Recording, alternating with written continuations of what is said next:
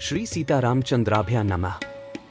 श्रीमद् वाल्मीकि रामायण बालकांड सर्ग 14 श्लोक 31 से 45 संपूर्ण व्याख्या। सत्यम शिवम सुंदरम श्रीराम वम सुंदरम श्रीराम। श्रीमद् वाल्मीकि रामायण। श्री सहित दिनकर बंस भूषण काम बहु छवि सोहई। नव अंबुधर बरगात अंबर पीत सुर मन मोहई। मुकुटांग दादी विचित्र भूषण अंग अंगन ही प्रति सजे। अंभोज नयन विशाल उर्भुज धन्य नर निरखंतीजे। जय श्री राम।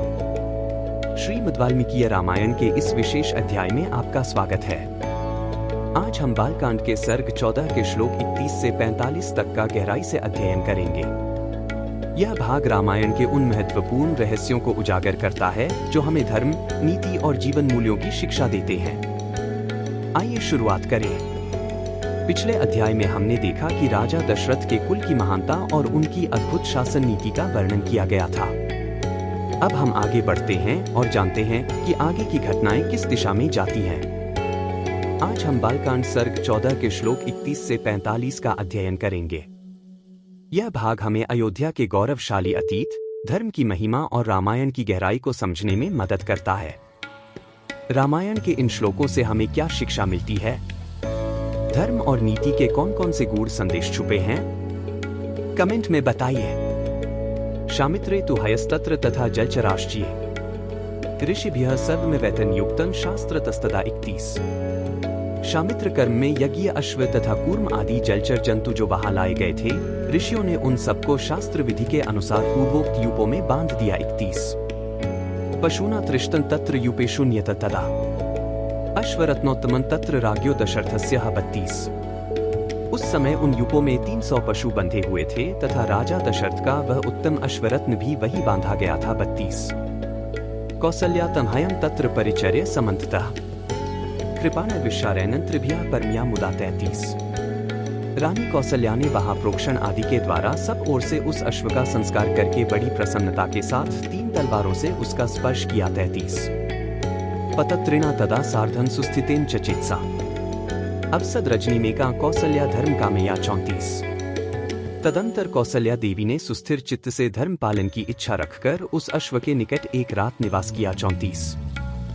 होता ध्वर्युस्थोद्गाता हस्तेन संयोज्य महिष्या परिवृत्यार्थं वावातांपरा तथा 35। तत्पश्चात होता, अध्वर्यु और उद्गाता ने राजा की क्षत्रिय जातीय महिषी कौसल्या, वैश्य जातीय स्त्री वावाता तथा शूद्र जातीय स्त्री परिवृत्ति, इन सब के हाथ से उस अश्व का स्पर्श कराया। 35। जाति के अनुसार नाम अलग अलग होते हैं। दशरथ के तो कौसल्या, कैकेयी और सुमित्रा तीनों क्षत्रिय जाति की ही थी। पतत्रनस्तस्य वपामुद्रित्य नियतेन्द्रिया ऋत्विक परम संपन्न श्रव्यामास शास्त्रतः 36। इसके बाद परम चतुर जितेंद्रिय ऋत्विक ने विधि पूर्वक अश्वगंध के गूदे को निकालकर शास्त्रोक्त रीति से पकाया। 36। धूमगंध वपायास्तु जिगृति स्म नराधिपः यथा कालन यथा न्याय निर्णदन पापमात्मनः 37। तत्पश्चात उस गूदे की आहुति दी गई। राजा दशरथ ने अपने पाप को दूर करने के लिए ठीक समय पर आकर विधि पूर्वक उसके धुएं की गंध को सूंघा। 37। हयस्य यानी चांगानी तानी सर्वाणी ब्राह्मणाः अग्नौ प्रास्यन्ति विधिवत समस्ताः षोडशत विजय 38। उस अश्वमेध यज्ञ के अंगभूत जो हवनीय पदार्थ थे, उन सबको लेकर समस्त 16 ऋत्विज्ञ ब्राह्मण अग्नि में विधिवत आहुति देने लगे। 38। प्लक्ष शाखासु यज्ञानामनेषा क्रियते हव्यः अश्वमेधस्य यज्ञस्य वैत्सो भाग इष्यते 39। अश्वमेध के अतिरिक्त अन्य यज्ञों में जो हवि दी जाती है, वह पाकर की शाखाओं में रखकर दी जाती है, परंतु अश्वमेध यज्ञ का हविष्य बेंत की चटाई में रखकर देने का नियम है। 39। त्रयोश्वमेधः संख्यातः कल्पसूत्रेण ब्राह्मणः चतुष्टोमहस्तस्य प्रथमं परिकल्पितं 40। उक्थ्यं द्वितीयं संख्यात्मतिरात्रणं तथोत्तरम् कारितास्तत्र बहवो विहिता शास्त्र दर्शनात् 41। कल्पसूत्र और ब्राह्मण ग्रंथों के द्वारा अश्वमेध के 3 सवनीय दिन बताए गए हैं। उनमें से प्रथम दिन जो सवन होता है, उसे चतुष्टोम अग्निष्टोम कहा गया है।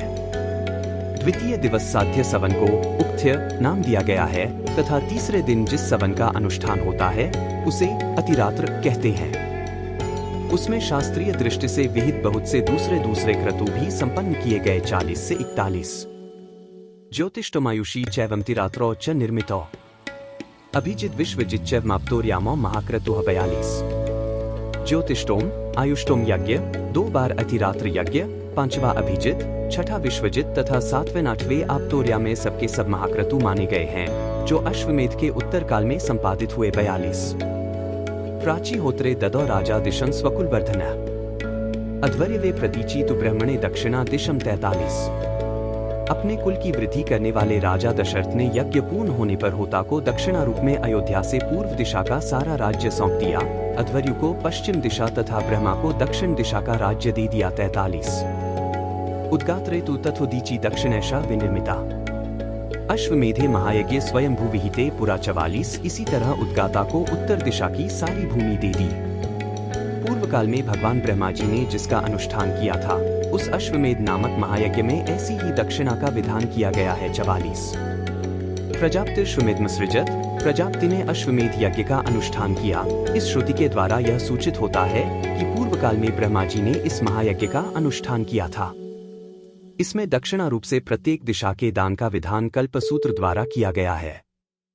यथा प्रतिदिशं दक्षिणा ददाति प्राची दिग्धोतुर्दक्षिणा ब्रह्मणा प्रतीच्यध्वर्योरुदीच्युद्गातुः क्रतु समाप्यतु तदा न्यायतः पुरुषशभः ऋत्विग्भ्यो ही ददो राजा धराता कुलवर्धनः 45। इस प्रकार विधिपूर्वक यज्ञ समाप्त करके अपने कुल की वृद्धि करने वाले पुरुष शिरोमणि राजा दशरथ ने ऋत्विजों को सारी पृथ्वी दान कर दी। 45। कल के एपिसोड में हम बालकांड के सर्ग 14 के श्लोक 46 से 60 तक चर्चा करेंगे, जहां और भी गूढ़ रहस्य सामने आएंगे। इसे मिस न करें। अगर आपको यह वीडियो पसंद आया हो तो इसे लाइक और शेयर करना न भूलें। और हाँ, चैनल को सब्सक्राइब करें ताकि आप हमारी अगली वीडियो को मिस न करें। जय श्री राम। बार बार बर मागो हर्षी देहु श्रीरंग पद सरोज अनपाइनी भक्ति सदा सत्संग कथा विसर्जन होत है, सुनो वीर हनुमान। जो जन जंग से आए हैं सो तंग कर ही बयान। इंद्र जी की जय, राम भक्त हनुमान जी की जय, उमापति महादेव जी की जय। मंगल भवन अमंगलहारी, द्रवहु सुतसरथ अजिर बिहारी। दीन दयाल बिरिदु संभारी, हरहु नाथ मम संकट भारी। जय सिया राम, जय जय सिया राम।